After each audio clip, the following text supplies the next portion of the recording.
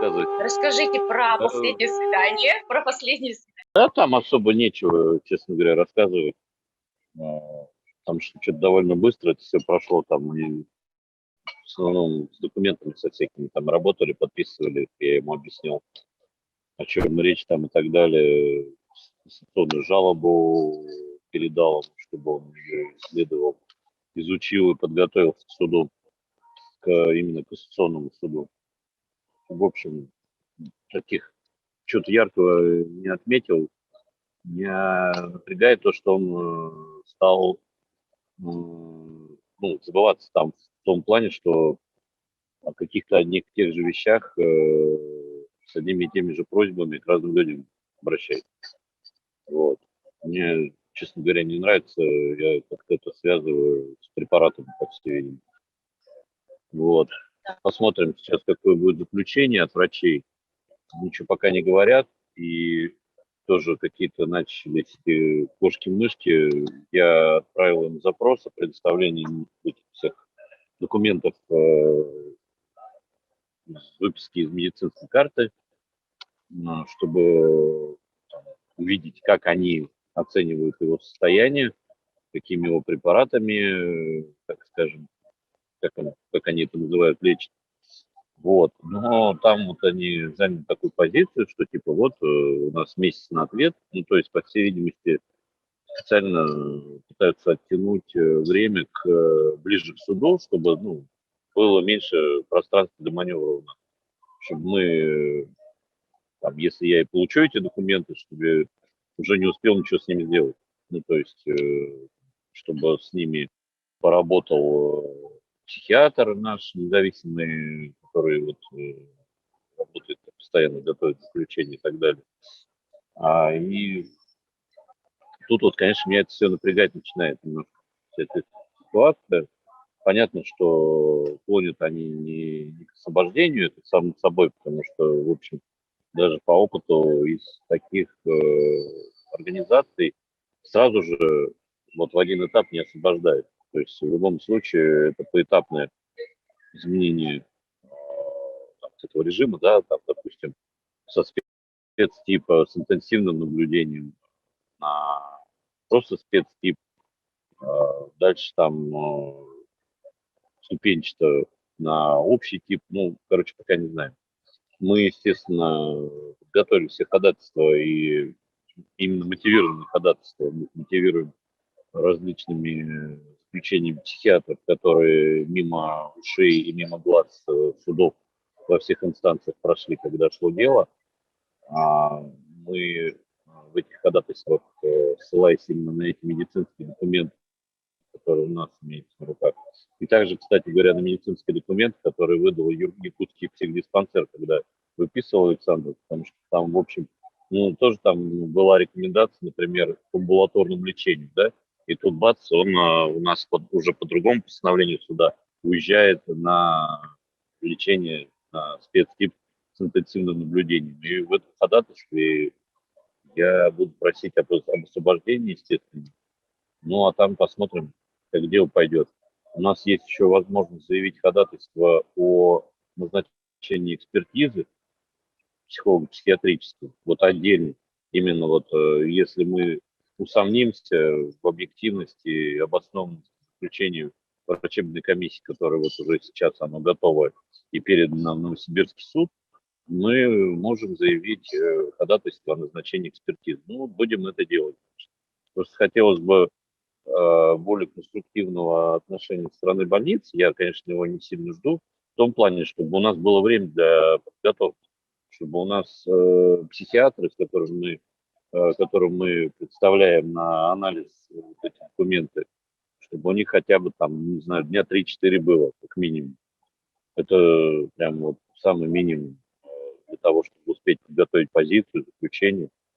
Ну и не исключаю даже, что это психиатр-то и, скорее всего, будем обеспечивать его явку в Новосибирский суд, а там уж как суд скажет, как посмотрим. Что вот так вот. Немножко такая какая-то нервная тишина, потому что на самом деле уже довольно много времени прошло с того момента, как нас всех уведомили, что жалобы и дело было направлено, вот именно само дело в Кассационный суд во Владивостоке, и там тоже тихо, непонятно, когда нам назначат это заседание. И вот этот вот Новосибирский суд по продлению лечения тоже, я вчера смотрел, по-моему, 21 января документы были переданы, 21 или даже 20, может, пораньше, в суд из больницы Новосибирской, но вот до сих пор ничего не назначено. Ну, я не исключаю, что, конечно, там, наверное, как и везде сейчас, все судьи на больничных, потому что очень много вылетает процессов в других вот регионах. Смотрю, поэтому, ну, может быть, как-то с этим связано тоже. Но хотелось бы, конечно, чтобы уже назначали, потому что я понимаю, что у них законом-то как определено? Законом определено каждые 6 месяцев проводить врачебную комиссию освидетельствования. А вот уже потом суд, вот в его отношении там каких-то вот этих жестких рамок-то нет. Это вот сейчас вот он, когда назначит, ну, что-то там, да, какое-то будет судебное решение, которое не закончится освобождением, вот тогда там шестимесячный срок, раз в 6 месяцев будут рассматривать дело уже жестко. А здесь сейчас первый раз вот такой вот. Это, конечно, ну, понятно, они формально подходят к этому вопросу, но принципы нарушают. То есть у нас, тем не менее, прошло 6 месяцев с момента вынесения постановления о том, чтобы направить на принудительное лечение.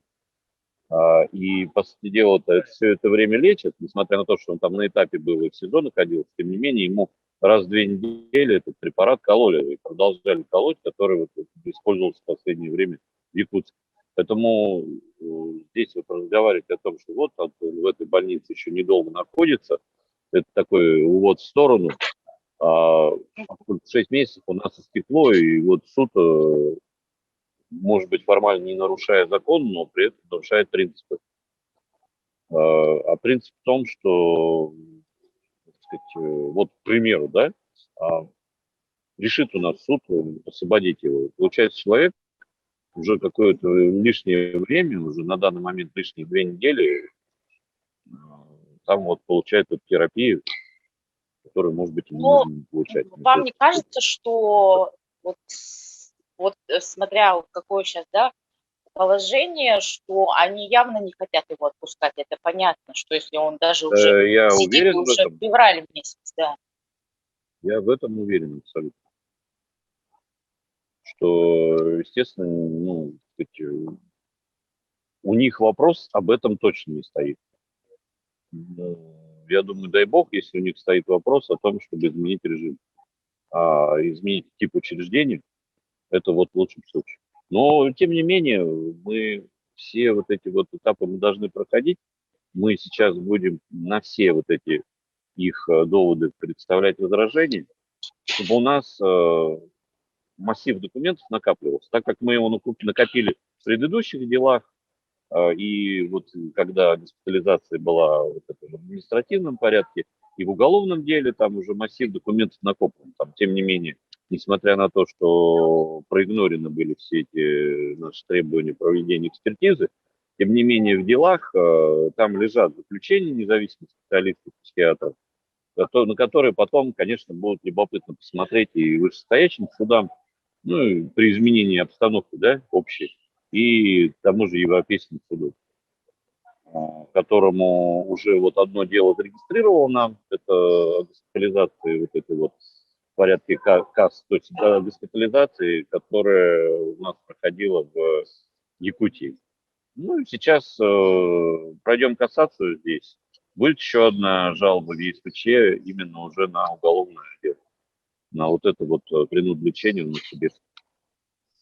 Кстати, эта больница тоже в курсе вот этих вот заключений и выводов, к которым приходили специалисты, вот эти Савенко и Виноградова, это которые приезжали в октябре 2019 года туда и обследовали Александра непосредственно на месте. Потому что я им ценным письмом с описью в больницу в самом начале лечения отправил эти заключения, чтобы они, я там в письме я и указывал, что прошу ориентироваться при выборе терапии и вообще при дальнейшем решениях там, о лечении и так далее на вот эти заключения.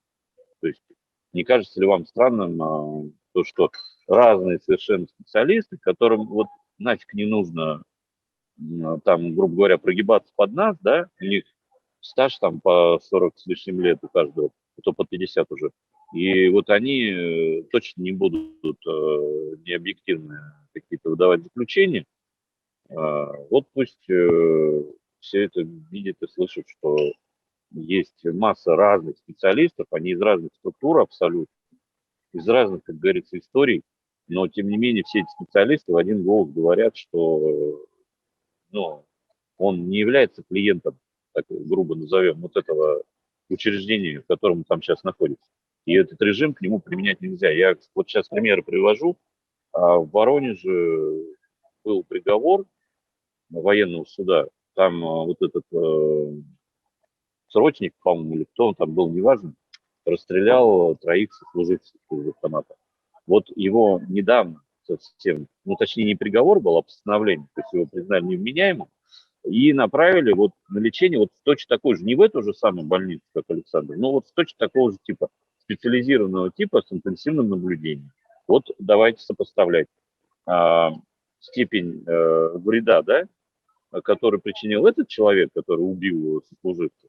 Я про мотивы молчу, то есть понятно, там все непросто в армии, да, и наверняка там человека довели до этого. Это отдельная история. Важно то, что вот вредоносные последствия. Тут минус при жизни, а здесь ничего. Минус надорванные штаны, которые непонятно как были надорваны, поскольку все помнят, да, что подштанники у них были целые. И опять же слова обоих потерпевших, Жиркова и Кардашевского.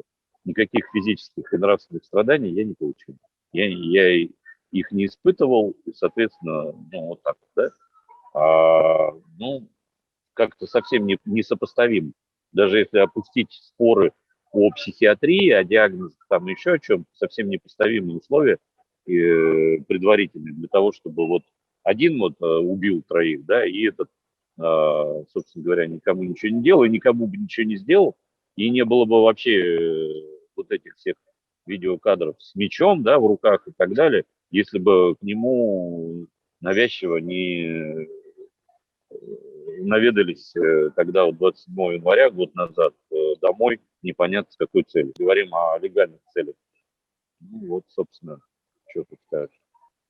Сам-то он как бы никаких жалоб-то не высказывает ни на что, как обычно, то есть, ну, как это было в Якутске, так же и здесь. Очень спокойно, у него там все вроде бы такие более-менее добродушные, все доброжелательные отношения со всеми, так вот, гигиенически, там, кстати, ухожен, да, все, ногти подстрижены, все. Вот, но я говорю, меня напрягает эта вся история с тем, что к разным людям он обращается там примерно с одними просьбами. Вот как бы это уже не было, так сказать, вот тем самым долгосрочным эффектом от этого лечения, так называемого, да, что вот То есть у него появилось какие-то идут изменения. Не знаю, он никогда же так не забывался. Так-то все нормально, он видит же, да, все там, пишет письма там и так далее. Ну вот какие-то однородные просьбы ко всем, меня это немножко напрягает уже. И вот эта вот молчанка, да, вот этот месяц будем ждать на ответ. Ну, блин, ну что его ждать? Он ответы либо есть, либо нет. Либо он хороший, либо плохой, неважно какой. Что изменится за этот месяц? Я вижу только то, что это специально делается для того, чтобы к судам мы не имели вот этой картинки реальной относительно того, как проходит лечение, так называемое, относительно состояния и так далее. Потому что боятся, видимо, ну, они же не могут фальсифицировать, да, там, какие-то свои выводы, там, совсем уж. Они боятся, что сделают какие-то более-менее нейтральные выводы, да, и дадут их сейчас нам в руки. А мы, соответственно, будем их использовать в суде и обосновывать этими выводами, что человеку там и находиться не место на самом деле. все же прекрасно помним, я передавал эти слова врача лечащего и так далее, что, собственно, ну, хорошо его характеризуют положительно, да, по распорядку, по его отношению к распорядку дня, к режиму, к лечению. У них никаких претензий нет, по его поведению никаких претензий нет. Ну а тут бац, и сейчас опять, получается, будут выдавать нам на гараж, что а вот ему надо еще полечиться. Так а на тебя тогда он вообще, в принципе, там лечится. Чего вы там его держите, если от вашего лечения, получается, никакого толку нет? Ну, то есть странные какие-то истории. И мы еще, мало того, мы в наших ходатайствах сейчас указали, они уже готовы лежат в суду, то, что нужно бы учитывать, э, что человек-то на самом деле с января по июль 2021 года тоже находился на лечении. И результаты этого лечения там тоже, тут же эта система не единая, каждый прикрывает свою жопу из этих вот психиатров. Вот якутские прикрыли свою жопу тем, что, дескать, вот, мол, мы его полечили, наблюдается прогресс, вот их выводы, да, и его надо вообще на амбулаторное лечение отправлять. А тут бац, и еще надо полечить полгода. Теперь уже в другой больнице. Все разрознено, но картина-то общая, такова, что человек уже год находится на этих всех процедурах, на этом так называемом лечении. И вот как они сейчас будут выкручиваться относительно того, что нет эффекта, я не знаю, посмотрим.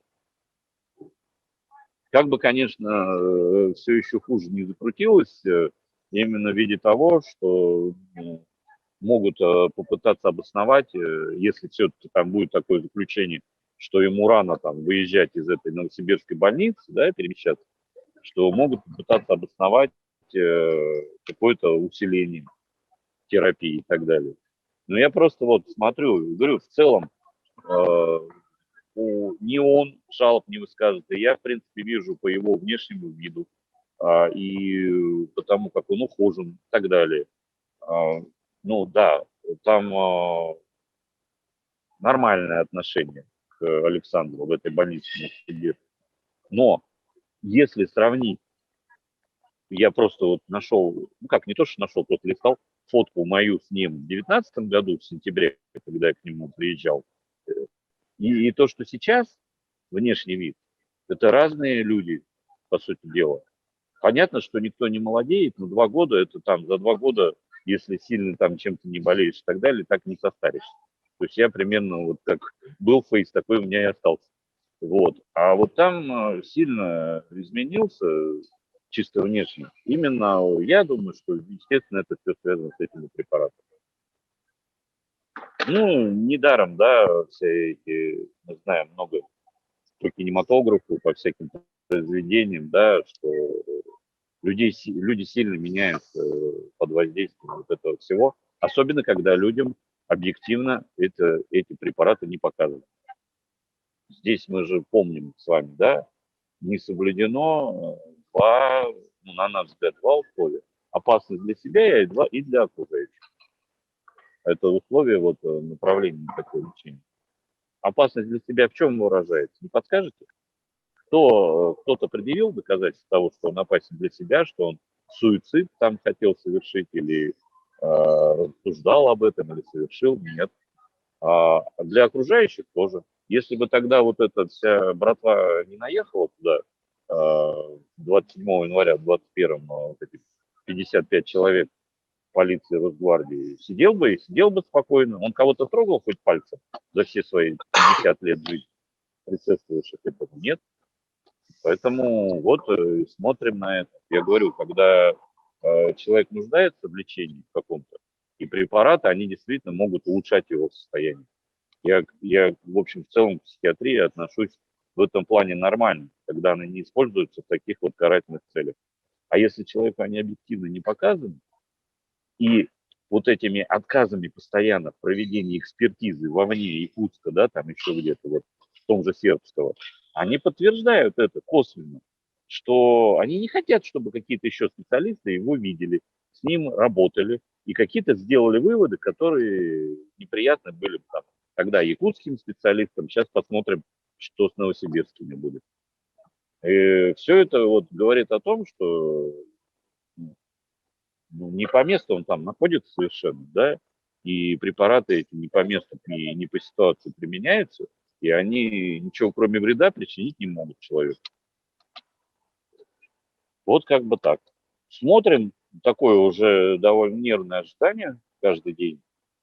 Вот этих звонков, я уже сам звоню в больницу, пытаюсь узнать, что там да как. Ну, вот пока тихо. Что вот Понятно. Это получается, такая что история. врачебная комиссия была в январе, да, Ну, она как была там положено, 20 когда-то, ну, грубо, где-то 22 или 23 они передали документы. То есть они их вот собрали до конца, все там выводы свои сделали и отправили в суд. А что там суд, ну, не знаю. И то же А самое с сам касацией лечащий у нас. врач Вот. ничего не говорит. Ну, он, видите, как возможности нету поговорить где-то тет-а-тет, то если лично встречаемся, это там, присутствуют санитары и сотрудники ФСИН рядом где-то постоянно. Когда созваниваемся по телефону, это телефон, ну, обычный, городской там. Что там, кто еще параллельно на трубке сидит, мы же не знаем, и он, наверное, тоже.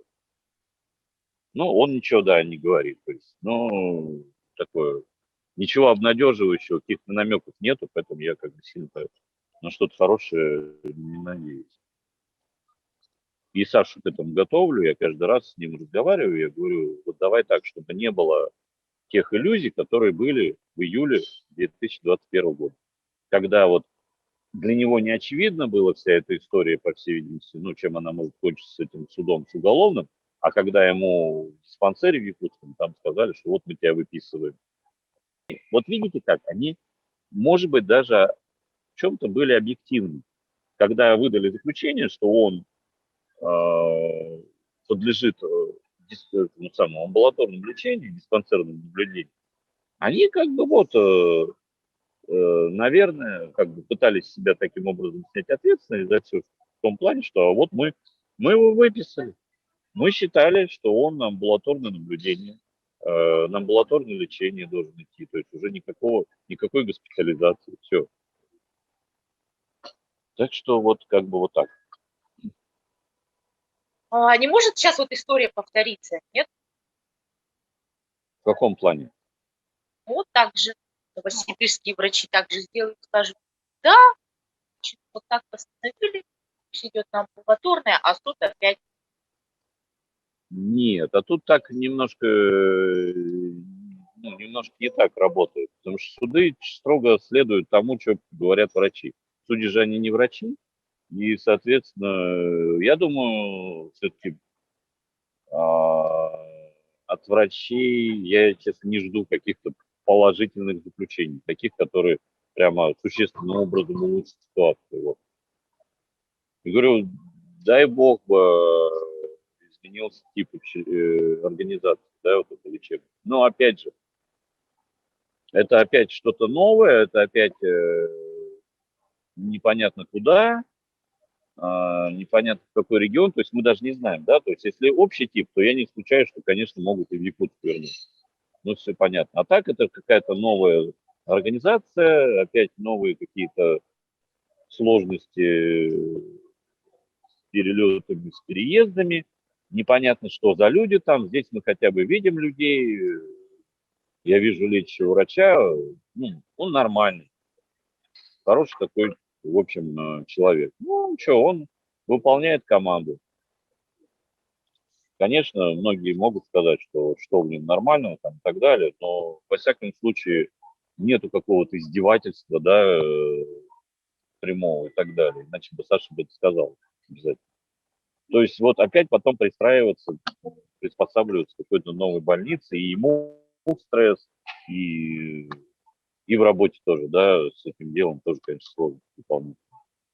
С этой точки зрения, вот эта вот Новосибирская больница, она хотя бы изучена, что там как. Вот так. Как выглядит наша? Ну, немного пополнее, по-моему, чем вот обычно. Достаточно Я даже так, мы же там с ним обнимаемся постоянно, и я как бы чувствую, что он такой сбитый такой. Ну, если были тренажерные залы, там еще что-то такое, и прогулок было бы много. Ну и дай бог, да. А так-то, конечно, мне эта ситуация тоже не нравится. Особенно с тем меню, да, о котором мы говорили, да, вот Да, тем списком допустимых посылкам продуктов. Сейчас вот там разрешили лук с чесноком. Ну вот я ему сразу отправил свежего, там, хорошего, не китайского, всего этого. Хоть что-то такое, да, ну, немножко разбавляет вот эту всю эту фигню, это мучное и так далее. Но у меня единственная тоже, конечно, просьба, если находитесь далеко от Новосибирска, лучше, конечно, эти посылки с луком и чесноком не слать, потому что непонятно, в каком состоянии все дойдет. Я-то все делаю так, я подгадываю, как раз я был у него на свидании, я и оттуда прямо и отправил, купил хороший там сибирский чеснок, там не китайский лук, вот это все. И все это быстро долетело, там буквально через 2 или 3 дня уже было в отделении, с которого больница собирает всю посылку. А так, конечно, если живете далеко, лучше этого не делать. И опять вот этот перекос мне не нравится. Я тут недавно одному знакомому отправлял в этих московских СИЗО, сейчас ввели карантин, и опять нельзя передачи передать. Все спокойно, слушайте, разрешают там сало какое-то передавать, ну какие-то такие продукты, ну помимо мучного и сладкого, да, вот. Здесь же вот нифига просто. Меня это, конечно, тоже выбешивает, честно говоря, вся эта история. Там вот я отправил яблоки человеку свежие. Здесь этого просто ничего нельзя отправлять. Вот разрешили, мы зашли лук с чесноком. Ну, блин, что ж такое? Когда здоровый желудок человека, ну, нормально, а так ведь тоже, да, хорошо. Так что вот так. Сам он, вы видите, да, то есть пишет письма там, все. А там, как я же говорю, вот нюанс этой организации, что это, по сути дела, тюрьма. Там вот на входе я сдаю все, у меня даже присматриваются к ключу от автомобиля, да, то есть, ну, не если это какое-нибудь записывающее устройство там, и так далее. Там проходишь через рамки, которые звенят, там все это. Я даже напрямую не могу ему передать, там, допустим, пустые конверты. Я привожу всякий раз, когда приезжаю к нему, я привожу пустые конверты, чтобы он писал. Я их всегда сдаю вот при нем, в руки передаю в Синусу, он их проверяет, вот после этого чуть позже ему их отдаю. И так совсем, с книгами, там, еще с чем, что я ему привожу от кого-то. Всегда вот примерно такая же история. Они знакомятся с содержанием, а потом передают. спрашивают, сосед по комнате все тот же? Вроде бы все тот же, ничего не меняется. С врачом я разговаривал вот еще раз, уже после свидания, когда я на свидании был уже, когда там числа 18 января, по-моему, что такое. Разговаривал с врачом на днях, я говорю, что там сосед, он говорит, все тоже лежат, общаются, там что-то на своем языке.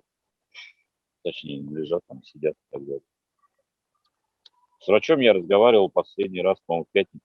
Да, в пятницу. Просто опять уточнял, были ли документы какие-то из судов. Он ответил, что нет. Я говорю, чем занимаемся? Занимается, говорит, все тем секретарской работой, пишет письма всем, ответы строчит и так далее. Письма очень развернутые, говорит, ну, они их вычитывают, все смотрят, вот. Очень много писем, говорит, очень. Никто столько не пишет, сколько он. Ну, понятно.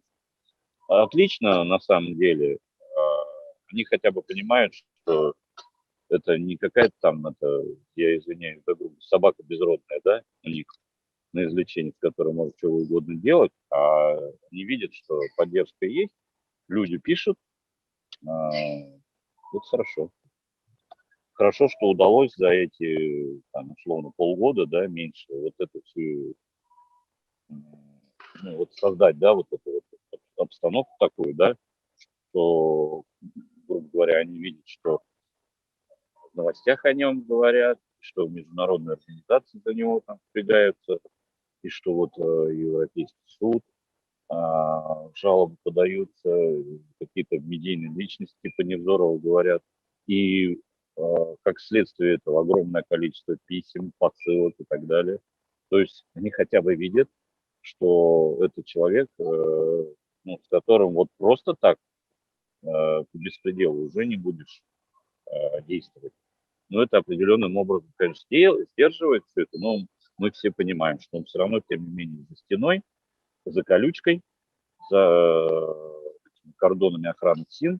Ну, то есть целиком мы на ситуацию влиять не можем, но хотя бы так, хотя бы в общественном сознании какой-то образ создан, поддержка есть, это очень хорошо. Поэтому, что могу сказать, пишите и дальше письма все. И он, собственно говоря, пускай тоже не просто там сидеть, да, целыми днями, а это письма, это тоже работа интеллектуальная. И идет общение, диалог, не просто там «Здрасте с Новым годом», «Здрасте с днем рождения», а какой-то развернут такие вещи. Это хорошо. Тренировка для мозга, какое-то противостояние с этим препаратом и с эффектом, который они дают. Человек хотя бы себя не Да, забывает. и к тому же Саша очень много читает. Да, это тоже есть. Так что Интересно, вот такая история. книги, которые присылают, они у него в камере или ему они выдают где-то предмет? Да они там выдают как-то, по-моему, в библиотеке это все, он там как-то где-то не пользуется. Но там, я еще раз говорю, там они содержание проверяют тоже. То есть они не все подряд выдают. Я знаю одну книгу, они там завернули. Мне даже показывали ее название, содержание. Ну, это как минимум одно. Вот это, о чем мне врач сказал. Может, еще что-то было завернуто ими. Какие у вас впечатления от общения с Александром? Невзоров. Он, как всегда, о вас хорошо отзывается. Ну, спасибо Невзорову, что я могу сказать. Мы, ну, как стараемся с ним, да, на связи быть. Он сам всегда, каждую неделю меня трясет, ну-ка, давай новости какие-то. Что там и как. Потому что, ну, вот он, да, как-то у них вот такое вот тоже, какая-то дружба заочная такая получилась в Да, итоге. и ответы очень даже, да, были от Саши. Нет, я говорю, в целом Такие. впечатление от общения, вот я говорю, более-менее, то есть в себе, может быть, вот эти, в том числе вот эти письма и то, что там нужно на них сидеть отвечать, это какая-то работа, там же вот, ну, делать-то нечего абсолютно. И это, ну, позволяет в тонусе быть. Но, я говорю, вот чего-то с памятью, мне кажется, начинается такое, вот, не знаю, может, я ошибаюсь.